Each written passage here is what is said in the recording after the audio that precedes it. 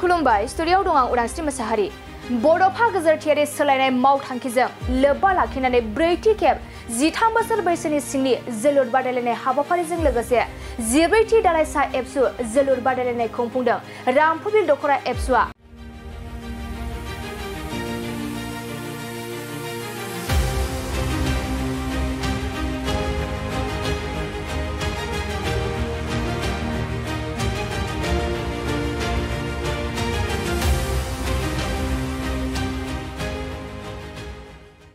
क'क्राझार जिल्ला एबसुनि सिङाव थानाय रामफुरबिल दख'रा एबसुनि दैदेनगिरि आरो सोद्रोमाफोरा दिनै 3 जुलाइनिफ्राय जागायनानै फैगौ 9 जुलाइसिम दख'रानि सिङाव थानाय कुमकुरि गामिनि गेवलां गेलेग्रा फोथाराव बड'फा गेजेरथियारि सोलायनाय मावथांखिजों लोब्बा लाखिनानै ब्रैथि खेब 13 बोसोर बैसो सिंनि जोलुर बादायलायनाय हाबाफारिजों लोगोसे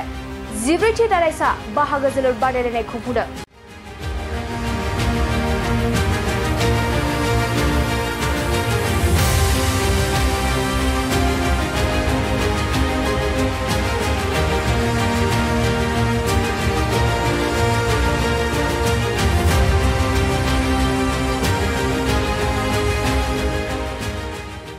दिनै गिबि सानाव हाबाफारि बायदियै दुलाराय बर' फरायसा आफादनि फिरफिला बिर होनायजों लोगोसे बड'फानि सावगारियाव बिबार होनाय हाबाफारि लानायजों लोगोसे जोलुर बादायलायनाय हाबाफारिया जानानै थाङो।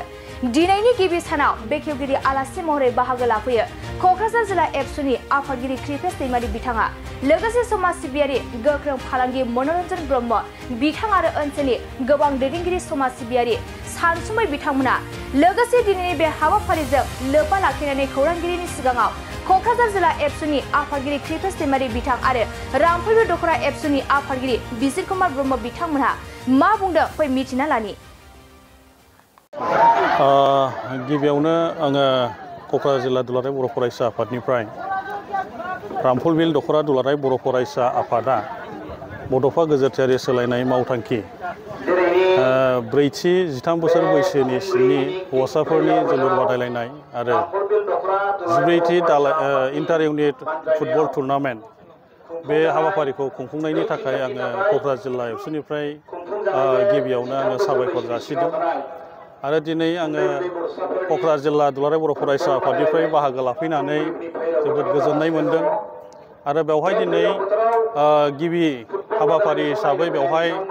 आथियाबारि दालाइसा दुलाराय बर' फरायसा आफादा बेवहाय बाहागो लाफैदों आरो बेलगुरि दालाइसा दुलाराय बर' फरायसा आफादा बेयाव बाहागो लाफैदों आरो दिनै बे हाबाफारिनि गेजेरजों आं बे बाथ्राखौनो फोरमायनो लुबैदों जे दिनै बड'फा गेजेरथियारि सोलायनाय मावथांखि दुलाराय बर' फरायसा आफादनि बिथोन बायदियै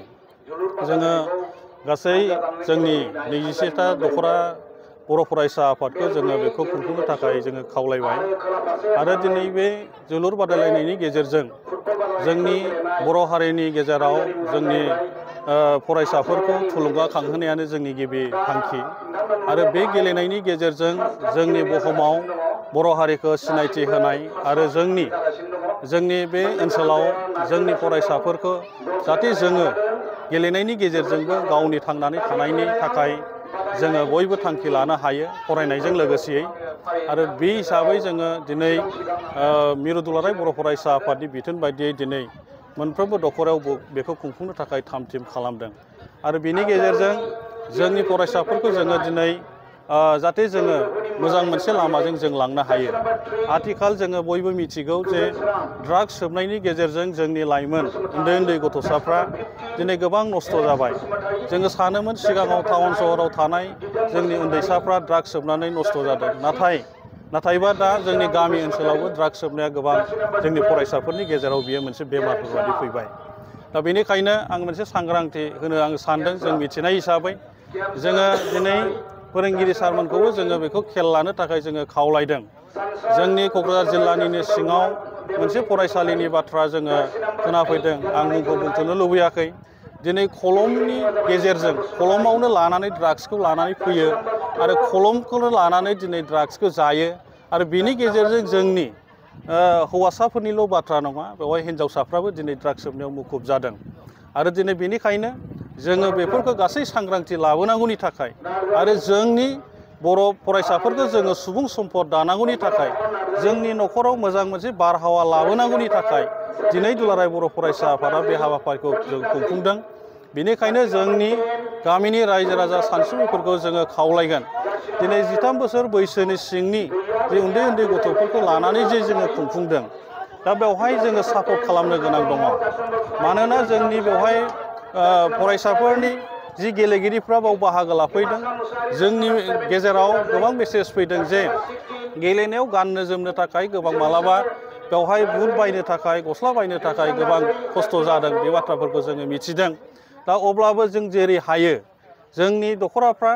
आरो जोंनि बे ओनसोलनि सानसुमैफ्रा जाहाथे जोंनो जोंनि फरायसा माने गोसो गोनां गोसो गुदुं फरायसाफोरनो गेलेनो जाय जेखि लेभेलावनो गेलेनो थाखाय माने गोसो जाया मानो बेखौ खाबु मोननाय बायदियै गाननायनि थाखाय ड्रेस माने बुट बा जिखियानो जाया बेखौ जाहाथे जोङो दखराफ्रा खावलायनाय लेखा बयबो जाहाथे हेफाजाब होयो आं बेखिनि बाथ्राखौ आङो दिनै क'क्राझार जिल्ला एबसुनि सासे बिबानगिरि हिसाबै आङो खावलायदों जाहाथे भबिष्यतआव दखराफ्रा खावलायनाय लेखा जोङो साफ्रोमबोआनो जाहाथे जों हेफाजाब होयो। खारना जाबाय नों हेफाजाब होनायनि गेजेरजोंनो जाहाथे जोंनि सासे फंबाय बा बिनानावा जोंनि हारिनि सिनायथि हारिखौ जोङो बुहुमाव सिनायथि होनो हानाय बायदि गावनि गोसो जानायनि गेजेरजों जाहाथे गावबो सासे सुबुं सम्पद जानायजों लोगोसे हारियाबो सिनायथि मोननो हायो। जों बे थांखिखौनो लानानै दिनैहाय जोंनि मोनफ्रोमबो दखराफ्रा बे हाबाफारिखौ खुंफुंदों आरो नोंथांमोननि चेनेलनि गेजेरजों आं बेखौनो फोरमायखानो लुबैबाय क'क्राझार जिल्ला दुलाराय बर' फरायसा आफादा बे माने 28 माने जुलाइआव जोङो क'क्राझार जिल्ला दुलाराय बर' फरायसा आफादा हौवासाफोरनि आरो हिन्जावसाफोरनि 13 बोसोर बैसोनि सिंनि माने जोङो बेखौ थिग खालामनानै दोननाय जाहैबाय जे ब्रैथि दखरा दुलाराय बर' फरायसा आफादनिनो सिङाव थानाय गाम्बारिबिल गामिनि गेलेग्रा फोथार आरो थुरिबारि गामिनि गेलेग्रा फोथार जों मोननै फोथारखौ दिनै सेलेक्ट खालामनानै दोनदों। दा बे हिसाबै बे मोननै फोथारावबो जोङो खेलाखौ जोङो खुंफुंनो थाखाय थाम थिम खालामबाय जाहाथे जोंनि मोनफ्रोमबो दखराया जाहाथे मैखोमै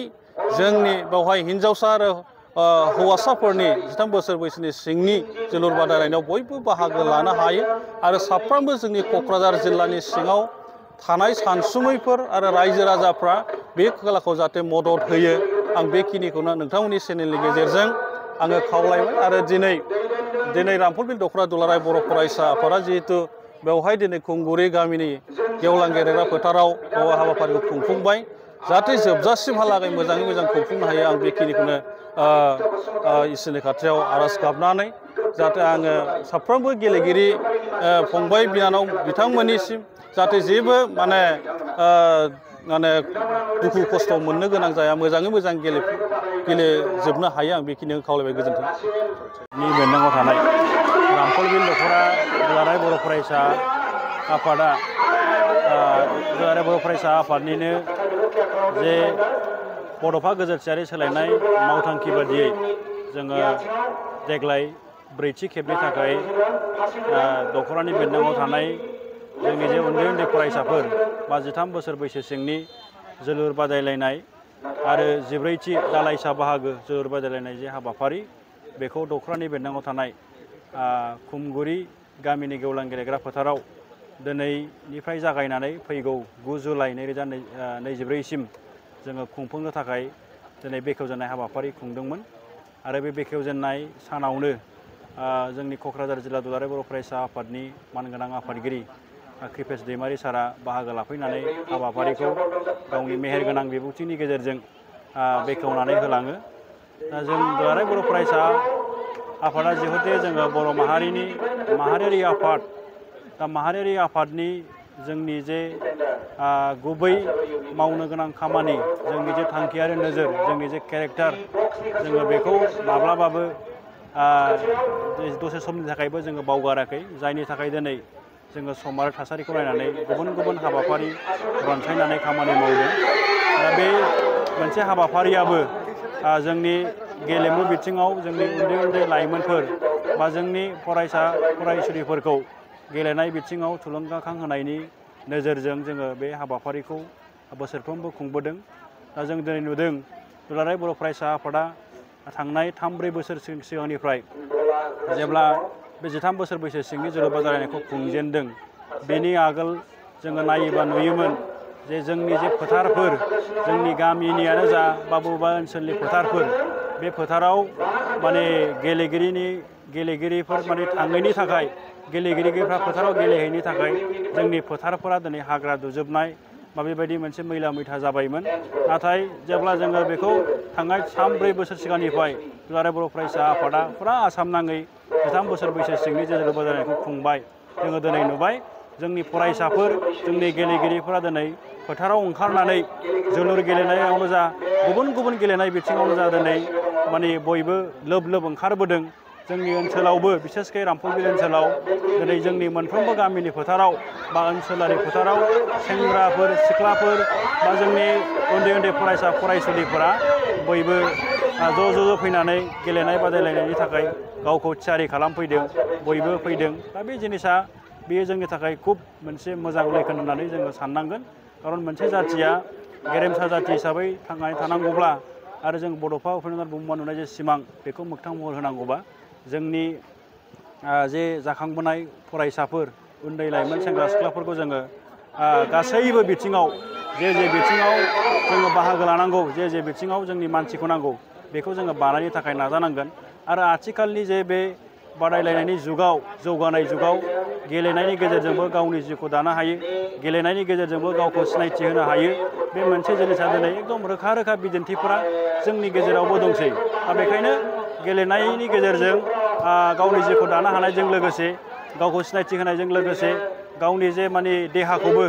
राफोदै लाखिनायनि थाखाय माने सरसा खालामनांगौ बे खुब प्रयोजन आरो दा दिनै जोंनि समाजाव जोंनि ओनसोलाव जेरैबायदि एन्टि ससियेल बा बेबायदि समाज बेरेखा हाबा हुखाफोरा जेरैबायदि माने बारायदों दा बेफोरनि जाहोनफोरखौ नागिरोबा जोङो नुयो माने जोंनि लाइमोन सेंग्रा सिख्लाफ्रा माने जोङो बेस्थ' जानो हायाखै बा जोङो समखौ ओरैनो बेबायदि फ्रियाव हंगारदों जायनि थाखाय बेबायदि आननेसेसारि खामानिखौ जोङो मावफ्लांदों बा मावनायनि समखौ मोनदों दा बेखायनो जों दुलाराय बर' फरायसा आफादा जोंनि फरायसाफोरनो स्पेसियेलि लाइमोन सेंग्रा सिख्लाफोरनो बा जोंनि उन्दै गथ'फोरनो कुनु मोनसे समखौ कुनु मोनसे माने थासारिखौ जोङो आद्रि खालामाजासे जेराव माने स्कुल बन्द थायो जेराव फरायसालिया बन्द थायो कलेज बन्द थायो बैबायदि समफोराव जोङो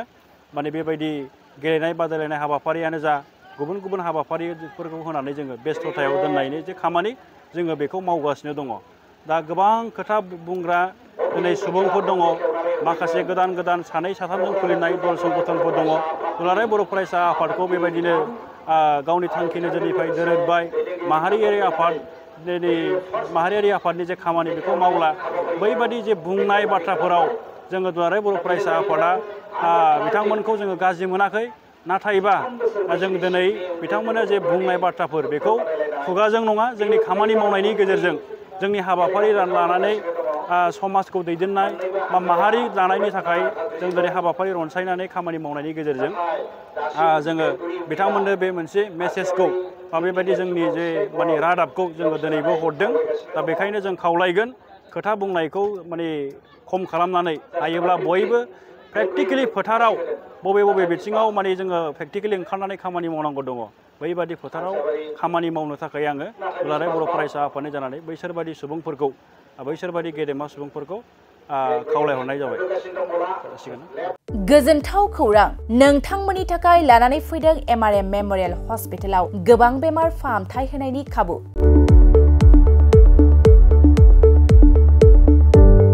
बेमारि सुबुंफोरनि थाखाय गोजोनथाव खौरां MRM मेम'रियेल हस्पिटालाव मोजां रोंगौथि गोनां डक्टरफोरजों बेमारि सुबुंफ्रा मोजां फाहामथाय लानो हानाय सुबिदाखौ लानानै फैबाय MRM मेम'रियेल हस्पिटाला